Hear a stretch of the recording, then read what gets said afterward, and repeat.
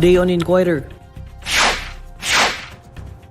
COVID-19 positivity rate nationwide climbs to 12.9%. 50 more Filipinos moved out of Sudan to Egypt. LTO clarifies that creating your own license plates is prohibited. And President Ferdinand Marcos Jr.'s upcoming meeting with United States President Joe Biden would result in more investment and job opportunities, according to Speaker Ferdinand Martin Romualdez.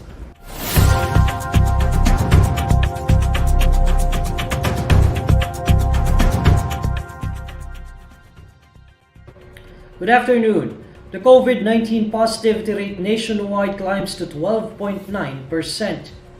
Octa Research Fellow Guido David says the positivity rate in the country increased to 12.9% from 11.7% recorded last April 25. Citing the Department of Health, David notes that there were 506 new COVID-19 cases recorded across the country on April 26. Of that number, 197 cases were reported in Metro Manila, 35 in Rizal, and 29 in Laguna. David adds that Metro Manila's 7-day positivity rate went up to 12.3% from 10.6% recorded on April 25.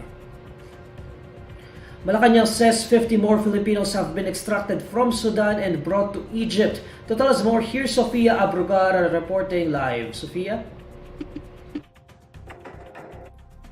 Neil, 50 more Filipinos have been extracted from Sudan and brought to Egypt, Malacanang said Thursday. The Presidential Communications Office said 35 of the 50 were overseas Filipino workers, while 15 were students. The PCO also said that all 50 were safely brought to Egypt with the help of Filipinos in Sudan, as well as personnel from the Department of Migrant Workers. A total of around 420 Filipino evacuees are on the way to Egypt from war-torn Sudan, according to Philippine Ambassador to Egypt, Ezedin Tago. Ambassador Tago said in a Thursday interview that 51 evacuees have successfully crossed the Argentine border into Egypt. Around 350 evacuees traveling in 7 buses are within proximity, and 23 more evacuees are still waiting for their security clearances. Tago says that an estimate of 15 evacuees were brought straight to Port Sudan, but that he has yet to ascertain this figure and the status of these evacuees. The Philippine Embassy in Egypt also plans to deploy an additional 1 to 2 buses over the next couple of days. Department of Migrant Workers Chief Susan Ople also maintains that those who are not in possession of any passport or identity card will still be given aid, and that their documents will be taken care of by Department of Foreign Affairs when they reach the border. Ambassador Tago reports, however, that his and Vice Consul Boher Kapati's efforts to issue travel documents to paperless OFWs in Sudan have been a logistical challenge, but that they are striving to extend assistance to all affected Filipinos. There are a total of around 725 Filipino migrants in Sudan, according to a Tuesday statement by DMW Chief Ople. Ambassador Tago also notes that some Filipinos have actually opted to stay in the conflict-stricken country, which has become their second home for many years. Tago explains that these OFWs may have commitments in Sudan and that they hope the country will stabilize soon, although the situation is not encouraging. While talks of another ceasefire are ongoing, Tago pointed out that similar promises of peace have often been interrupted and undermined by conflict. UN Secretary-General Antonio Guterres previously called on involved political leaders, the Sudanese Armed Forces, and the Rapid Support Forces to silence the guns and to choose a permanent ceasefire. Sudan's political factions previously agreed in late 2022 to form a new transitional government in April of this year, but this accord was discontinued due to the current conflict. That's all from me, Neil. Back to you. That's Sofia Abrugar reporting live. The Department of Environment and Natural Resources says that the environmental damage caused by the Oriental Mindoro oil spill has reached 7 billion pesos. The DENR says the estimated damage covers mangrove areas, seagrass beds, and coral reefs. The estimated damage also does not include the loss of livelihood, with the National Disaster Risk Reduction and Management Council reporting that agricultural losses has reached nearly 3.9 billion pesos. Oil tanker MT Princess Empress sank in the waters of Oriental Mindoro on February 28. It carried with it 800,000 liters of oil and has caused a widespread loss of livelihood in the province and surrounding areas. Next on Inquirer Today. LTO clarifies creating your own license plates is prohibited. Philippine Coast Guard says no leakage found in Chinese vessels stranded in Eastern Samar. President Ferdinand Marcos Jr.'s upcoming meeting with U.S. President Joe Biden will result in more investment and job opportunities, according to Speaker Ferdinand Martin Romualdez. And ongoing water interruptions in parts of Metro Manila and Cavite may be extended. This Inquirer Today will be back shortly. 1, 2, 3. A giant camera? I'm Jovel Lorenzo. I'm a professional photographer. I'm 52 years old. Gumagamit ako ng street box camera. Nagkasayaw ako. Hot legs ako before. Tapos, nagdumami ng mga shows namin. Tapos, one time, sa sobrang hilig ko sa sayaw talaga, nagkasakit ako. Nagka-mild stroke ako.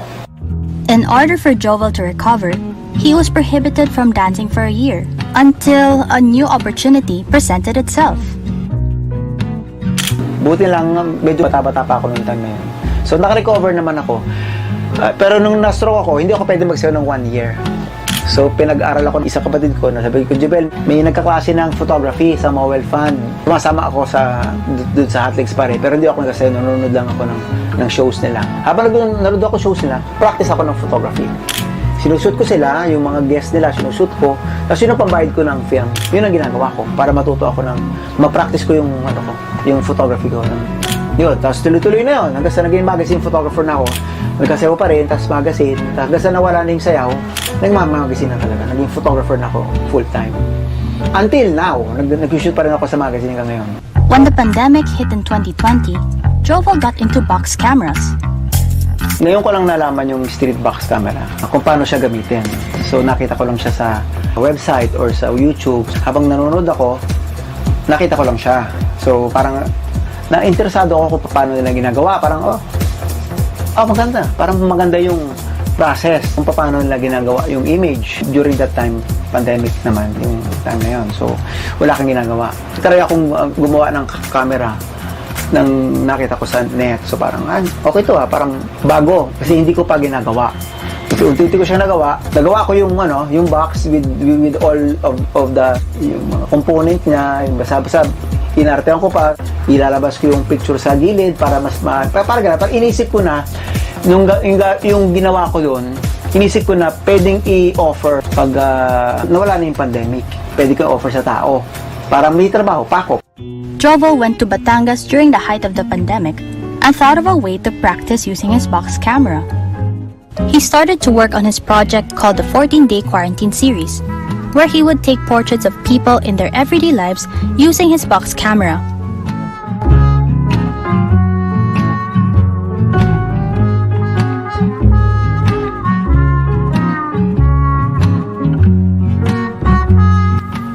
The street box camera was invented in 1888 and was widely used after the First World War. Compared to digital cameras we use nowadays, the process of taking a photo on a street box camera is quite different. Kuha ng box, diba? Box. Ginagawa ko una, yung sitters, paupuin ko ng komportable, kailangan komportable sila. Kasi hindi sila gagalaw ng ilang seconds eh. Kasi pag nagbago sila ng pwesto, wala ka na, hindi naman sila makukuha ng maayos.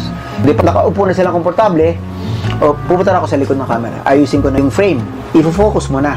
Pag lock mo ganon, isasara ko na yung pinto, i-close ko na yung lente, kasi nga, open pa ako nun, tapos ipapasok ko na yung kamay ko sa loob, kuha ko ng papel, ilagay ko sa loob, isasara ko, babalik ko sa focus. Tapos pupunta ko sa unahan, eto na, kukuha na kita. Okay, 1, 2, 3. 1,001. Pak. Kuha na yun siya. Minutes after taking a photo, you will be able to see what it looks like. The initial output is a negative photo processed with chemicals right inside the camera. The negative is then brought to a dark room for Jovel to develop into a positive image. Nagustuhan naman ng mga tao. Gustuhan nila yung, dati parang hindi na alam kung paano nga kung ginagawa yung mga bagay-bagay. Doon sila na nababother ko, paano po ginawa? Kasi nga ang film, disiplina talaga yon. Pagka nag-shoot ka, kailangan perfect na talaga. Yung framing mo, kailangan eksakto na, eksakto sa requirements ng gagamit. Kailangan ang pag-aaral lang sa mga bata na gustong yung ginagawa ko. Pag-aaralan nila, unti-unti, huwag sila jump na. Babasahin mo rin yung paggalaw ng tao, parang gano'n. Kung anong ngiti nila, kung saan sila maganda, parang gano'n. Titingnan mo pa rin. Kung saan sila maganda, doon pa sila activity ka. Ang discipline ng ginagawa ko sa akin sarili, isa camera pa lang, i-perfect mo na.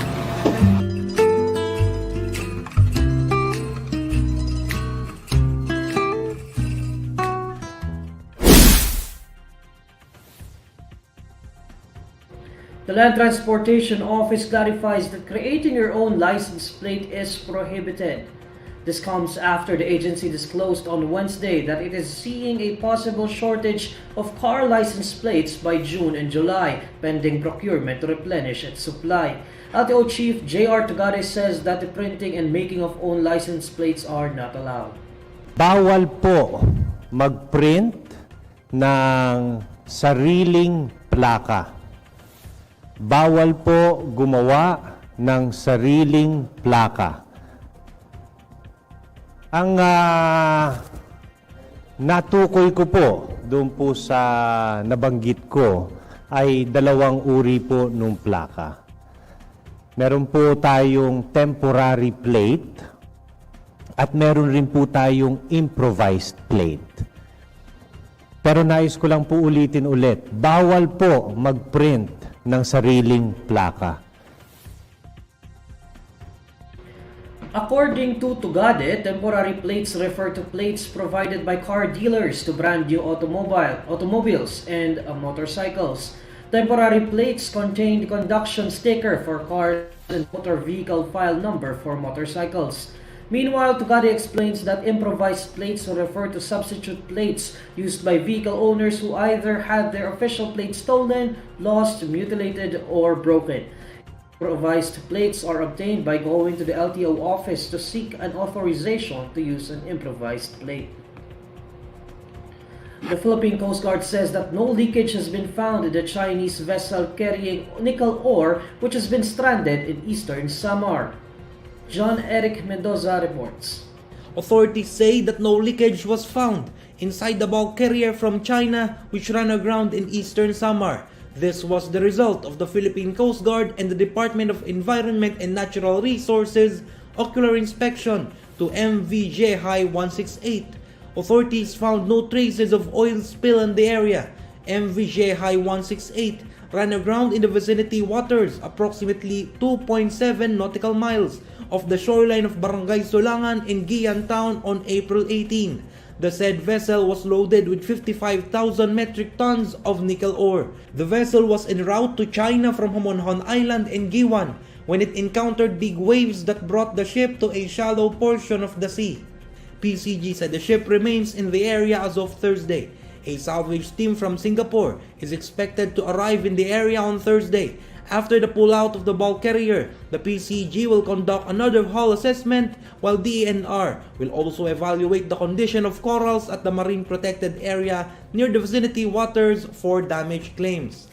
This was not the first time that a Chinese vessel encountered a problem in Gian Town. On January 26, Kaidai 899, a supply vessel with 7 crew, drifted on the island village of Suluan, which faces the Pacific Ocean. For INQUIRER.net, this is John Eric Mendoza. House of Representatives Speaker Ferdinand Martin Romualdez says President Ferdinand Marcos Jr.'s upcoming meeting with United States President Joe Biden would result in more investments and job opportunities. Romualdez says the meeting between the two leaders would bolster the bilateral relations between the two nations at a crucial time for economic recovery and security concerns. Romualdez adds that an improved alliance between the two countries would contribute to President Marcos's vision for economic growth that would provide jobs and livelihood for the Filipinos. Romualdez has been in the U.S. to meet with American lawmakers and other officials ahead of Marcos' trip on April 30. Marcos is expected to meet Biden on May 1.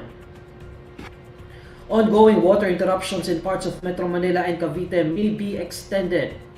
Maynilad Water Services Incorporated says that water interruptions in parts of Parañaque City, Muntinlupa City, Pasay City, Las Piñas City, and Cavite may extend the initial target date set on May 16.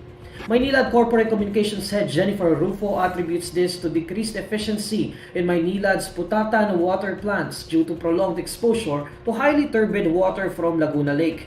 Turbidity refers to the concentration of sediment in the water. Rufo says 55 mobile water tankers and 86 stationary water tanks have been deployed to severely affected areas. Rufo asserts that amid ongoing cutoffs, no area in Maynilad's concession should go 24 hours without water. Rufo clarifies that water interruptions should only range from 7 to 20 hours, with longer disruptions in areas with higher elevation. Alamin naman natin ang mainit na balita sa mundo ng showbiz kasama si Irvin Santiago ng Bandera. Irvin? Hi Neil at sa lahat ng mga kabandera natin all over the universe. Ito na nga ang latest Bandera Chika. Proud na ibinalita ng kapamilya actress na si Elise Hoson na nalampasan nila ng kanyang partner na si Makoy De Leon ang lahat ng problemang sumubok sa kanilang relasyon.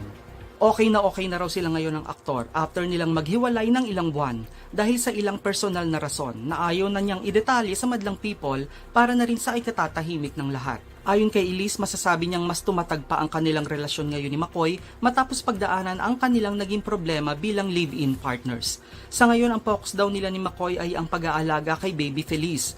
Ang chika pa nga ni Elise, napakabait na bata ng kanilang anak lalo na kapag kailangan na nitong matulog. Wala raw silang problema sa bagets. So okay na talaga kayo ni Makoy? Nagbalikan na talaga? We're happy. I think in any kind of relationship, you're gonna have to stumble on a few roadblocks. Marami pang dadating na mas mahirap sa amin. So I think we're happy na ito, nalagpasan natin. Niligawan ka ba niya?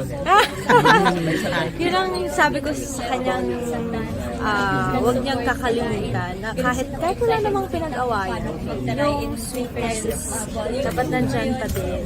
So totoo lang actually, bukod sa scheduling, ang pinakamahirap is keeping the family alive and together. Kasi it's an effort for both people. At yan ang Bandera Chika natin today. Thanks Neil! Maraming salamat, Irvin. INQUIRER.net wants to hear from you. Be part of our reader survey and help us understand how you want us to meet your needs. To participate, scan the QR code flashed on your screens or visit www.inq.news/readersurvey. And these are the stories you need to know today. I'm Neil Mercado. Catch INQUIRER Today live weekdays at 5 p.m. Follow INQUIRER.net on Facebook, Twitter, YouTube, TikTok, Instagram, and Reddit. For more stories, visit INQUIRER.net. Good afternoon.